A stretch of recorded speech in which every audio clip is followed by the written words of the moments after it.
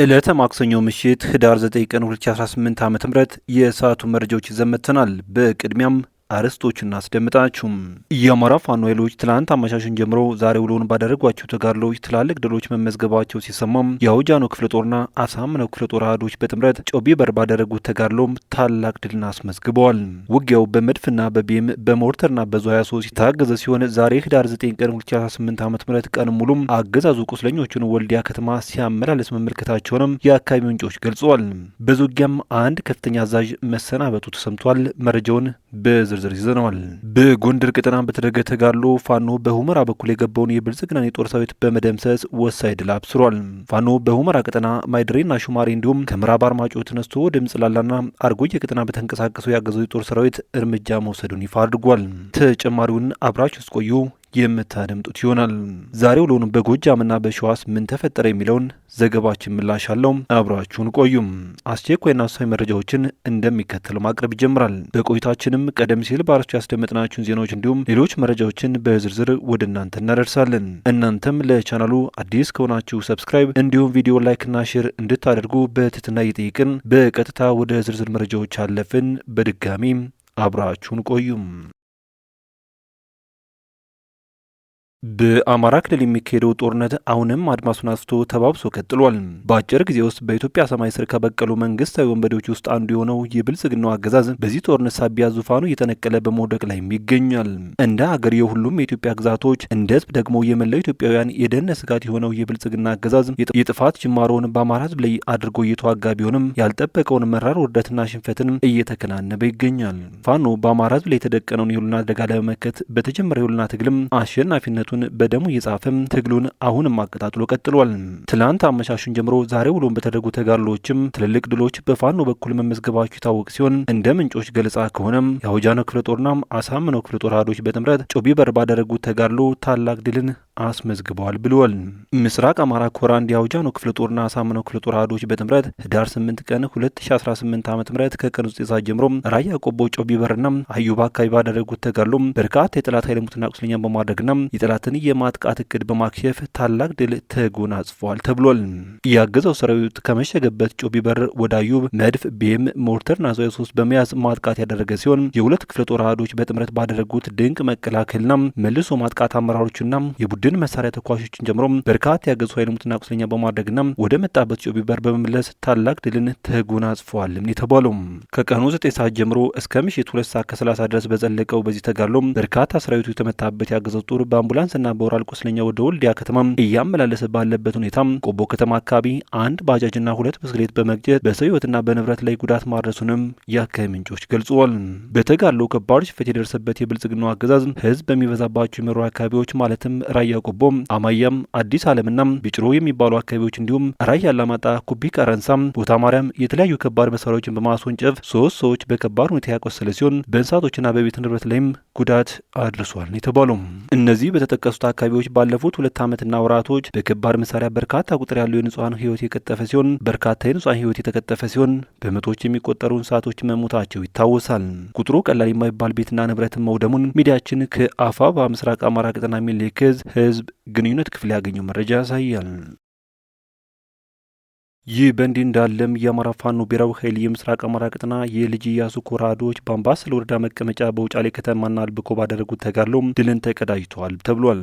በዚህ ውጊያም የልጅ ኢያሱ ኮር የዩገፍ ክፍለ ጦርና አዲስ የተመሰረተው የሳተናው ሻለቃ እንዲሁም የ4ኛ ክፍለ ጦር አንደኛ ሻለቃ ዋና ተሳታፊዎች እንደነበሩም ተነግሯል። የዩገፍ ክፍለ ጦር የጦር ሳተናው ሻለቃ ከትናንት በስቲያ ህዳር 7 ቀን 2018 ዓ.ም አልብኮ መሽጎ በነበረው የብልጽግና ጥምር ካምፕ ላይ በመዝለቅ የተሳካ ኦፕሬሽን በማድረግ ድል ማስመዝገባቸውን ትናንት መዘግባችን አይዘነጋም። በትናንት አመሻሽ ውጊያ ደግሞ ባጣራነው መረጃ መሰረት ከ15 በላይ ያገዙ ኃይል ሙትና ቁስለኛ ያደረጉ ሲሆን በርካቶችም ከባድ ቁስለኛ ሆነው ወደ ደሴ ሪፈራል ሆስፒታል መወሰዳቸውን ለማወቅ ተችሏል። እንደ ምንጮች ገለጻ ከሆነም የ4ኛ ክፍለ ጦር አንደኛ ሻለቃ በአምባሰል ወረዳ መቀመጫ በሆነችው ውጫሌ መሽጎ በሚገኘው የብልጽግና የጦር ኃይል ምሽግ ላይ በመግባት ድል አስመዝግበዋል ብለዋል። የአምባሰል ወረዳ መቀመጫ በሆነችው ውጫሌ ከተማ የአገዛዙን ስርዓት የተጸየፉ የመከላከያ አባላት እየከዱ ሲሆን የፋኖ የህልውና ትግል የገባቸው በርካታ አድማ ብተናዎችም እየከዱ ወደ ፋኖ እየተቀላቀሉ መሆኑም ተሰምቷል። በዚህ ምክንያት የተበሳጩ የአገዛዙ ወታደራዊ አመራሮች ጣቱን በመሰብሰብ ሰራዊታችን እየከዳብን ነው፣ የምታስከዱት ደግሞ እናንተ ናችሁ በማለት እየተወያዩ በነበረበት ሰዓት ነው የፋኖ ኃይሎች ጥቃት ከፍተው ድል ያስመዘገቡትም ተብሏል። በዚህም ከአንድ ጋንታ በላይ የአገዛዙ ኃይል ሙትና ቁስለኛ መደረጉ ሲረጋገጥ፣ ሆኖም በዚሁ በውጫሌ ከተማ ዛሬም ትንቅንቁ መቀጠሉ እየተነገረ ነው። ውጊያውን ተከትሎ በርካታ የአማራ ፋኖ ኃይሎች ውጫሌ ከተማን ቀለበት ውስጥ አስገብተዋል የተባለው። በሌላ በኩል በሸዋ ቀጠና ከባድ ውጊያ ተደርጎ በፋኖ በኩል የድል ዜና ተሰምቷል። በትናንትናው ዕለት ህዳር 8 ቀን 2018 ዓ.ም በኤፍራታና ገደም ወረዳ የአማራ ፋኖ ብሔራዊ ኃይል ደቡብ አማራ ቀጠና ያሳምነው እዝ አጼ ዘርዓ ያዕቆብ ኮር የ7 ክፍለ ጦር የደመላሽ ሻለቃና የ7 ክፍለ ጦር ቃኞች በትናንትናው ዕለት ኦፕሬሽን መስራታቸው መዘገባችን የሚታወስ ሲሆን ሆኖም የአማራ ፋኖ የነጻነት ትግል ከተጀመረበት ሰዓት ጀምሮ ሁልጊዜም ውጊያ ላይ ይገኛሉ የተባላቸው የ7 ክፍለ ጦር ቃኞች እንዲሁም የደመላሽ ሻለቃ የፋኖ አባላቶች ካጣዬ 3 ኪሎ ሜትር ወጣ ብሎም ተረተረ በተባለው ቦታ ላይ በነበረው ውጊያም ዛሬም ድልን ተቀዳጅተዋል። በወደ ውጊያው ያገዛዙ 103ኛ ኮማንዶ ኃይልን ሙትና ቁስለኛ ከማድረግ ባሻገር ትልቅ ኪሳራ እንዲደርስበትም አስገድደውታል የተባለው ከጥቃት ያመለጠው የፋኖን በትር መቋቋም ሲያቅተው እግሬ አውጪኝ ብሎ በመሸሽ ወደ መጣበት መመለሱም ተነግሯል። በዚያው ወደ ውጊያ በቀጠና የገባውን ያገዛዙ ኃይል ከመደምሰስ ባሻገር በአገዛዙ ንብረት ላይ ብዙ ጉዳት በማድረስ ድሎች ተገኝተዋል ሲል የፋኖ አዛዡ ገልጿል። በዚህ ውጊያ ቁጥሩ በውል ያልተነገረ ስናይፐርና እንዲሁም ከነሙሉ ተተኳሹ የመገናኛ ሬዲዮም ጭምር ተማርኳል የተባለው። ይህ በእንዲህ እንዳለም የሸዋ ጠቅላይ ግዛት እዝ የመሐመድ ቢሆነኝ ኮር የተራራ ውስጥ የጎማ ክፍለ ጦር በሰራ ኦፕሬሽን በርካታ ያገዙት ጦር በመደምሰስ ድልን ማስመዝገቡ ተሰምቷል። ትናንት ዳር 8 ቀን 2018 ዓ.ም በይፋትና ጥሙጋ አውራጃ በተለይም በአንጾኪያ ገምዛ ወረዳ መኮይ ከተማ ላይ በነበረው የጠላት የ12ኛ አየር ወለድ ኃይል ላይ ወታደራዊ ኢላማ ያደረገ ፈንጂ ጭምር በማጠር በየቀኑ ካምፕ ድረስ ዘልቀው በመግባት በደፈጣና በመደበኛ ውጊያም ጠላትን በማጥቃት ተራራዎች ውስጥ የጎማዎች በስርዓቱ ላይ ትልቅ ኪሳራ እያደረሱበት ይገኛሉ የተባለው። በሸዋ ጠቅላይ ግዛት ይፋትና ጥሙጋ አውራጃ አንጾኪያ ገምዛ ወረዳ መኮይ ከተማ ላይ እስቴ ጎማ ተራራ ክፍለ ጦር ትላንት ዳር 8 ቀን 2018 ዓ.ም ከቀኑ 4 ሰዓት ላይ በሰራው አስገራሚ ኦፕሬሽን ለአገዛዙ በወዳቸው አድረው የነበሩና ህዝባቸውን ሲያጠቁና ሲያስጠቁ የነበሩ 2 ሚሊሻዎች ላይ እርምጃ በመውሰድና በመደምሰስ በክፍለ ጦሩ የከተማ ሰርጂካል ሰሪም የፋኖ ኃይሎች በደረሰባቸው ድንገተኛ ጥቃት ከባድ ቁስለኛ ሲሆኑ 2 ሚሊሻ ደግሞ ሙሉ በሙሉ መደምሰሳቸውን ይሰማው። በሌላ በኩል በጎንደር ቀጠና የአማራ ፋኖ ብሔራዊ ኃይል የበላይ እዝ 4ኛ ደጃዝማች ኮር በሁለት ቀጠናዎች ላይ ባደረገው ከፍተኛ ተጋድሎ ድል ማስመዝገቡን አስታውቋል።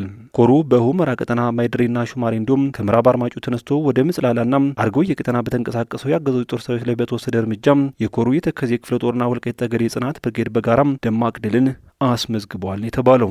ይህ በእንዲህ እንዳለም የበላይ እዝ የራስ አሞራ ውብነ 3ኛ ኮር የድብ ጠለም ተከዜ ክፍለ ጦር በደባርቅ ወረዳ በዛሪማ በኩል ሸልከው በመግባት ጥራይና ንዑስ ወረዳ የገባውን ያገዛዙን ጦር ትላንት ዳር 8 ቀን 2018 ዓ.ም ከፍተኛ ምት አሳርፈውበት ተበታትኗል የተባለው። በፋኖ ከፍተኛ ምት የተደረሰበት 10ኛ እዝ ሆኖ አዲስ የተመሰረተውና መቀመጫውን ደባርቅ ያደረገው የ68ኛና የ72ኛ ያገዛዙ ክፍለ ጦር ከሞት የተረፈው ገሚሱም እግሬ አውጪኝ ብሎ ወደ ደባርቅ ሸሽቷል የተባለው። የተከበራችሁ ቤተሰቦች ለምሽት የነበሩን መረጃዎች እነኝን ይመስሉ ነበር። በቀጣይ በሌሎች ዜናዎች እንዲሁም ጥቆማዎች እስከምንገናኝ በያላችሁበት የዓለም ጫፍ በሰላም ቆዩኝ።